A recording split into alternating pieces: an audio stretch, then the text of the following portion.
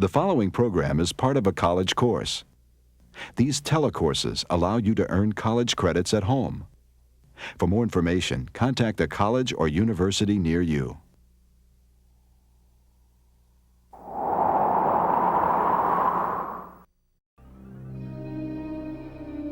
The history of life on Earth spans nearly 4 billion years. It is a story of how species originated, branched out through the environment, and either endured or became extinct. To unravel the mystery of life's shifting forms, dedicated researchers are piecing together evidence from the earliest days of Earth's history. They are the time detectives. Looking at fossils and paleontology, a lot of it is like a big detective story. And you kind of get the excitement, I think, of a detective story when you start reading it. What's going on? What are the clues that you're going to get? One of the big ingredients of all of evolution, including the origin of life, is time. These things seem to take forever. If we want to understand the present, we want to understand extinctions that are going on in the present, it is useful to study extinction in the past. The past can be the key to the present. Over vast stretches of time, evolution has shaped all living things. Yet its exact history remains among the deepest mysteries of science.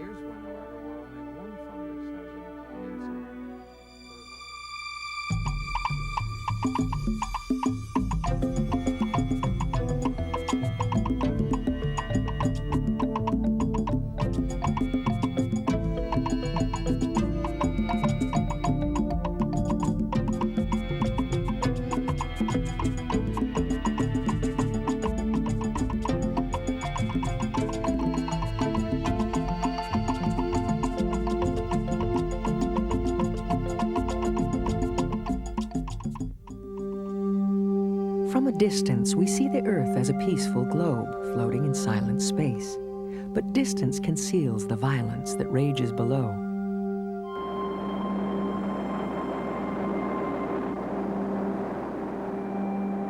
Here, on the warm surface of a turbulent world, the story of life began.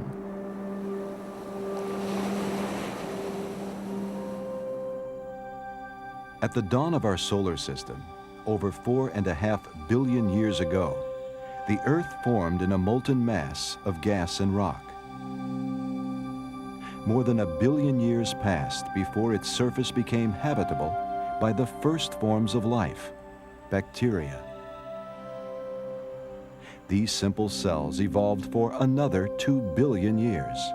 Eventually, those using photosynthesis released enough oxygen to change the atmosphere. This paved the way for more complex cells and eventually multicellular life forms. Further in time, as organisms developed hard body parts, they left behind a trail of evidence for future scientists to follow.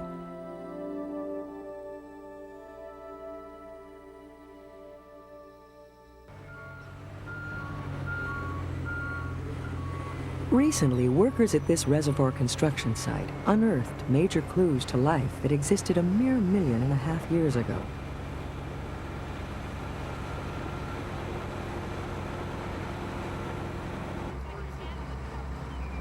Called fossils, these fragments of the past tell paleontologists, like Kathleen Springer and Eric Scott, about the lives of ancient animals and the environments in which they lived.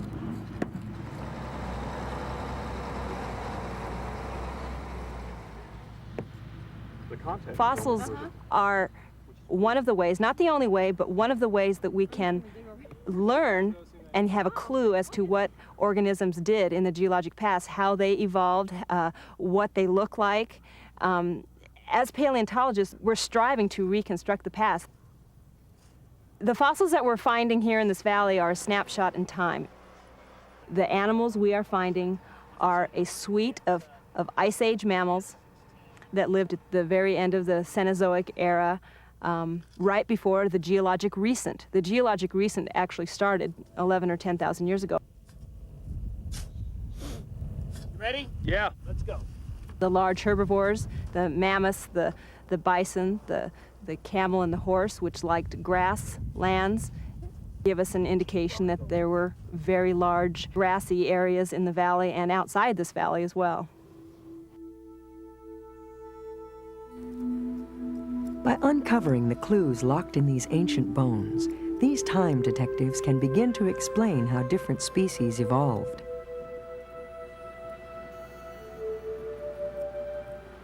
One of the things that we do is we try to reconstruct phylogenies, and that's just a fancy word for family trees. The trunk are the ancestors, and the branches that radiate outward are the descendants. And we're always trying to figure out how an organism fits in this huge scheme of things on the phylogeny of life.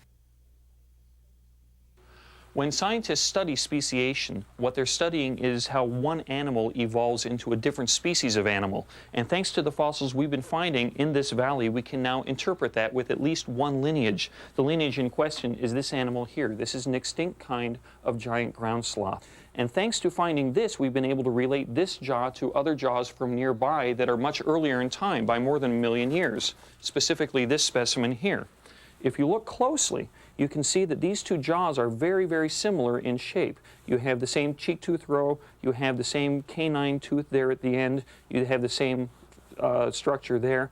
The main difference between these is obviously one of size. This is a much larger animal. And what has happened is that through those 1 million years of evolution, this tooth here has changed in shape, and eventually you have a new species, a different species that's evolved from this one.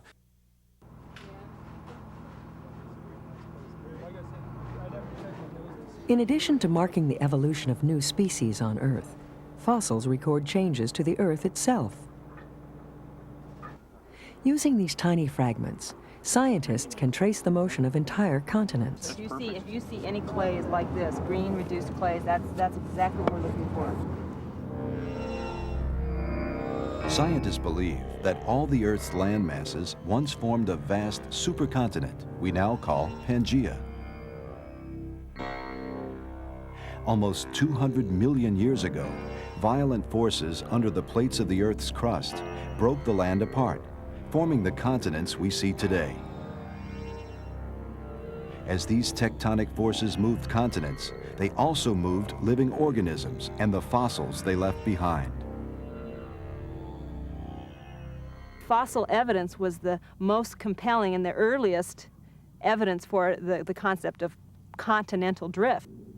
One example is Mesosaurus, which is in Brazil, and also it's found on the west coast of Africa. Well, you can put Africa and South America together neatly and you get the fossil range of this animal. But now they're a whole Atlantic Ocean apart. Well, was it a good swimmer?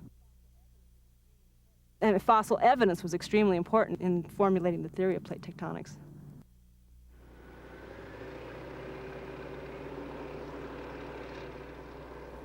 Fossil concentrations like this one are rare, but scientists have found other records of life in the ice ages. The fossil deposits of the Rancho La Brea tar pits offer Dr. Blair Van Valkenburg a wealth of clues to life in the recent past. The site is particularly rich in her favorite group, the carnivores. These fierce predators were attracted by other animals hopelessly caught in the sticky trap.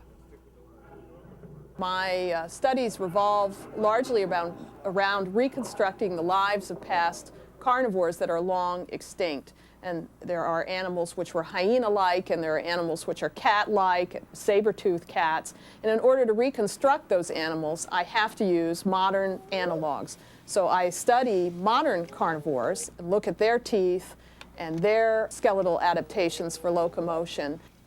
And then I use those same measurements to go into the past and measure fossil animals and then reconstruct their habits. By studying traits such as bite pressure among modern carnivores, Dr. Van Valkenburg has deduced that saber-toothed cats made the world a much tougher place to live 10,000 years ago. Every time an animal caught something, they probably had to worry about that big saber-toothed cat that was over its shoulder that was going to come up and steal it. And so there was a big incentive to eat everything that you got. So competition appears to have been more intense. Fossils provide another piece of evidence crucial to any investigation into the past, a date in time. Radiometric dating was developed in this century, and it involves taking advantage of a situation where we have isotopes, that is, elements which have different forms, that one of which tends to be less stable than the other. And it will decay from the less stable to the more stable forms. Because these isotopes decay at a regular rate over millions of years, scientists can use them to date the rocks near the fossils they find. It's absolutely essential that we have dates and that we can arrange fossils in some sort of order from oldest to youngest so that we can understand evolutionary transitions. Without having dates, we can't look at evolutionary rate. We can't look at the rate at which new morphologies arise. How long it takes to change one body part into something else is a fundamental question in the riddle of evolution. Scientists are finding clues in the study of modern animals and their homologous structures. The canine tooth of a saber-toothed cat is homologous with the canine teeth of your dog, or the canine teeth of ourselves for that matter, because all of these teeth descend or represent modifications of a similar structure in a common ancestor that would have existed at the time of the dinosaurs.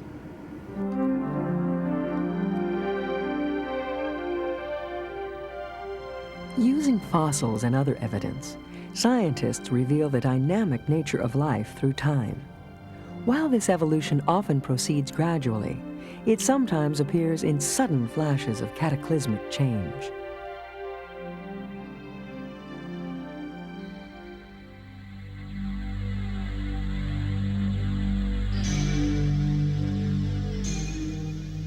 As scientists dig deeper into the layers of Earth's history, they leave behind the mastodons and saber-toothed cats of the Cenozoic era and enter a new world.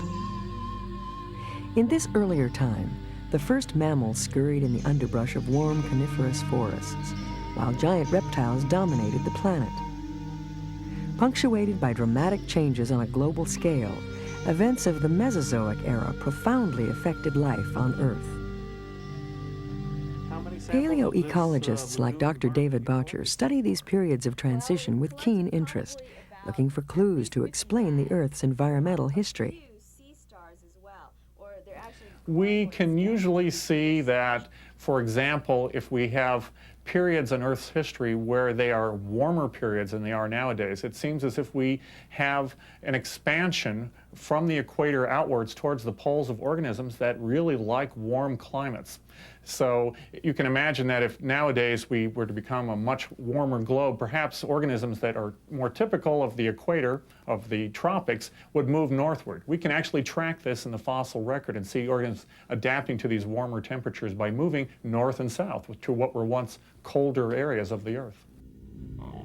As the Earth changes, its organisms must also change and adapt in order to survive. Life itself has certainly, through the process of evolution, tried to adapt to the changes that we see on Earth. And many of these changes are slow. And evolution itself is typically a very slow process, so that it can keep pace with geological changes, changes in environments, changes in mountain building or whatever. So life evolves and changes in that manner. If we look in the fossil record and try and understand how evolution operates, we find two things going on that are the components of evolution. One is speciation. We see new species forming or evolving, and the other is extinction. Extinction is always happening. It's not something that we can ever get away from. Species become extinct. Fossils have revealed the birth of new species and the passing of old ones, but these events appear unevenly through time. It seems as if the evolutionary process actually may operate more in sort of fits and starts rather than as a smooth unraveling of evolutionary processes, this idea of punctuated equilibrium where species actually appear rather rapidly. This idea explains the so-called gaps scientists have found in the fossil record. These may not be gaps at all, but periods of dramatic change in Earth's history. Sometimes we have changes in the Earth's environment that are on a much more rapid scale than that which evolution progresses at. And then we get things called mass extinctions.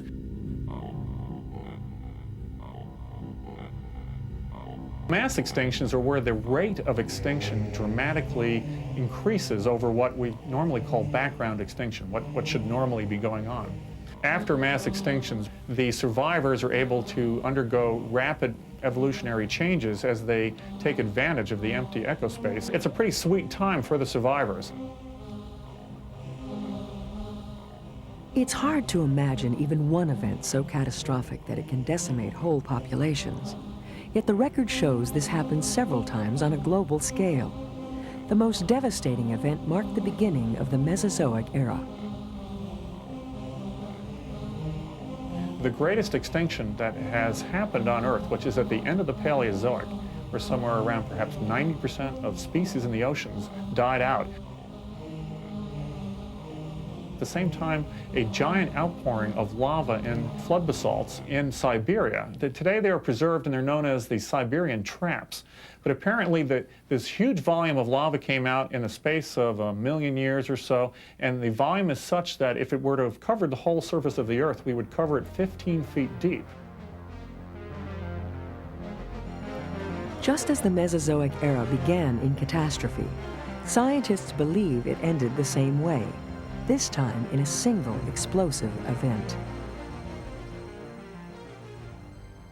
Perhaps the most spectacular kind of event that can cause catastrophic change on this planet is a collision with an extraterrestrial object.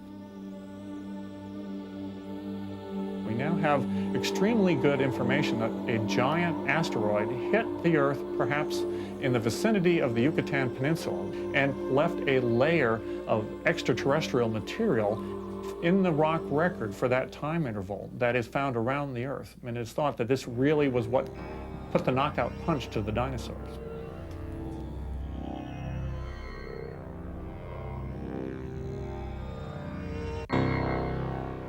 With the mass extinction, dinosaurs are gone, and the mammals undergo a huge rate of evolution for about 10 million years afterwards and evolve all the different kinds of mammals that we know about, bats and whales and all sorts of things that did not exist beforehand. So it provides a real opportunity for the survivors to make hay.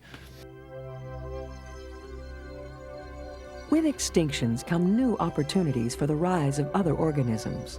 Dr. Botcher hopes to explain the mechanisms that drive these pivotal events in the evolution of life. Organisms perhaps have been killed off by different ways other than just asteroids or volcanic eruptions or whatever. So we need to really do a comparative study of mass extinctions, their ecological effects, if we're going to try and understand perhaps what the effect of the mass extinction that we might be the cause of will be in the future. Throughout Earth's history, the only constant we find is change. It has shaped the evolution of all living things. Ours is a restless planet, and it has been so since life began.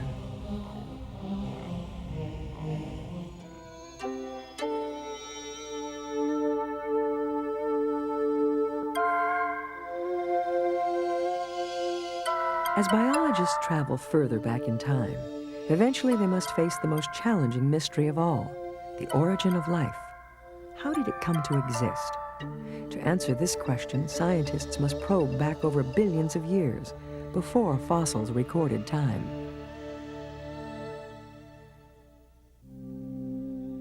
Fossils from the Cenozoic and Mesozoic eras, in fact all records of multicellular organisms, occupy only 1/5 of Earth's history. Eukaryotic cells appeared long before, preceded by the first bacteria, which formed over 3.8 billion years ago.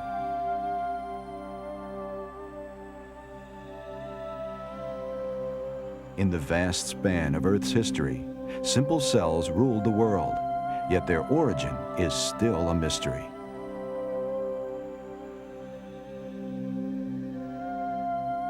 Scientists wonder about the time before the first cell, when there was no life, only chemicals. We have to think about not only the Earth as it is today, but also as it was when life got started. that seem to be well adapted for starting a living system. The important factors are that the temperature be right, so that the water not be frozen in ice, so that it not be boiled into steam, that it be shielded from dangerous radiation.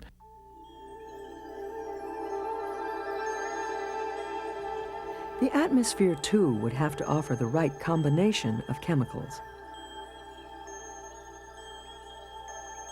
In the mid-20th century, chemist Harold Urey was one of the first to recognize this, proposing an early atmosphere of methane, ammonia, water, and hydrogen.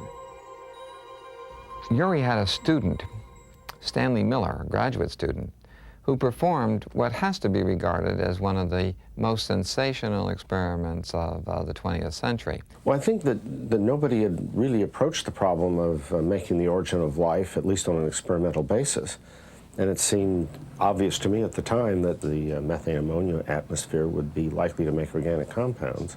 But you never know about these things till you do the experiment. Miller placed the gases and water in a closed system, then boiled the mixture with a spark running through the vapor to simulate lightning. He watched and waited, wondering if these simple compounds would produce the organic molecules necessary for life.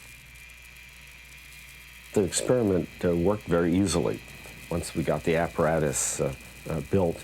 And the first couple times we didn't have it quite right, but the third time the organic material just poured out.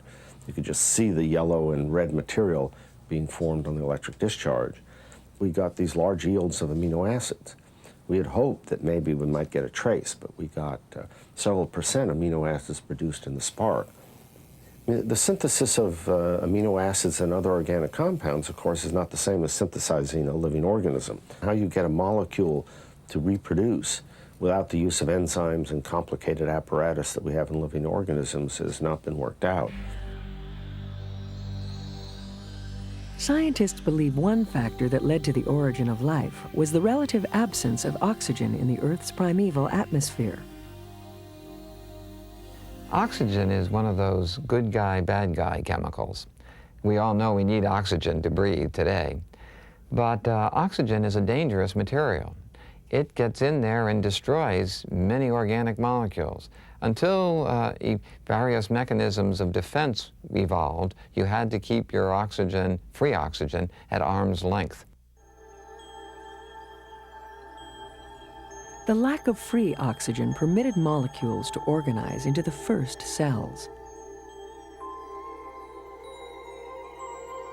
Many scientists believe these simple bacteria lived on without much change for almost half of Earth's history. Then, growing levels of oxygen from photosynthetic cells led to an explosion of more complex life forms.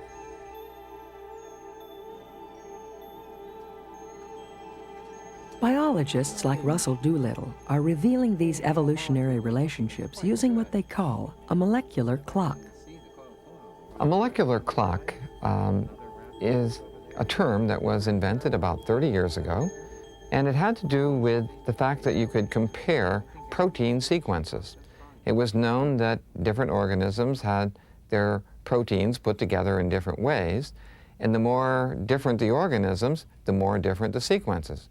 So that simply by looking at the sequences, one should be able to look backwards in time and gauge when those organisms last had a common ancestor. In our most recent study, we compared a large number of enzymes. Altogether, there were 531 different sequences that were involved in this study. We look through and we can see the bacteria where they're... By comparing the same proteins in different species, biologists reveal major branches in the tree of evolution, tracing the development of life from the first cells to Earth's most complex organisms. Amazingly, bacteria and us share a large number of critical macromolecules. Most of our enzymes have equivalents in bacteria, and it's those that are the ones that are the most useful for making these long-scale clocks, for example. Our measurements point to a divergence time about 2 billion years ago. Right, let's hit that. Look at it and let it search. take an enzyme made of, say, 250 amino acids. There are 20 amino acids that are well known in the world, in all organisms, and when we look and see what the order of those 20 amino acids are, we find that 40% of them are exactly at the same place. There's no possible way that that could have come about by chance. Furthermore, when we look at all the organisms in between bacteria and us, the numbers will creep up towards us. By the time we look at, say, yeast, now 60% of the amino acids may be in exactly the same place. By the time we look at some other animal, we're up to 80%. By the time we look up at chimpanzee, it's 99%. So the evidence seems irrefutable. I'm pleased with how that In tiny molecules and massive bones, scientists uncover the clues that will solve the mystery of evolution. These time detectives have gathered a massive body of evidence that supports this account of life's history. But, as with all scientific theories, important questions remain unanswered. The most difficult question is probably the origin of life, where we don't have nearly the detail that we have for the subsequent evolution.